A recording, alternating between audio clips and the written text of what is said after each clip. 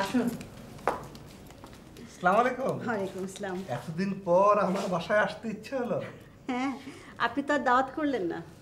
দাওয়াত করার মতো অবস্থা তো আপনারা রাখেননি। হ্যাঁ, বুঝতে পারি, কিন্তু কি করব বলুন, সমস্যা একটা হয়েছে, আর সেটার কারণ আমি। আহ, অনু কোথায়? বৌমাকে ডাকো। বৌমা, বৌমা।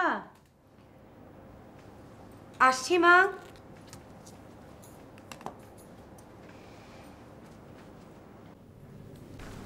বসুন। এ কি রে, তুই এরকম এলোমেলো হয়ে আছিস কেন? চুল আঁচড়াস না? কেমন আছো ফুপি বলো?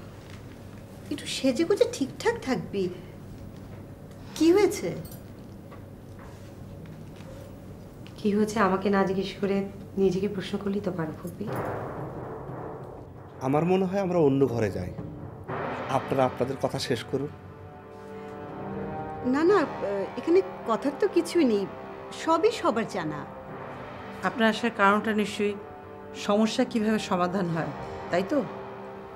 জি, অনেকটা তাই। আপনার প্রপোজাল তো আমরা পেয়েছি, অ্যাপার্টমেন্ট দেওয়ার লোভ দেখিয়ে বিষয়টা সহজ সমাধান করতে চাচ্ছেন, এই তো? ছি ছি, প্লিজ আপনি এভাবে ভাববেন না। দেখুন, আপনি যে কথা বলছেন সে কথা আমাদেরকে ছোট করার জন্য যথেষ্ট। আর তাছাড়া আপনাদের সঙ্গে কোনো কিছু বিনিময়ে আমাদের সম্পর্ক হয়নি। আমি একটু ঘরে যাই।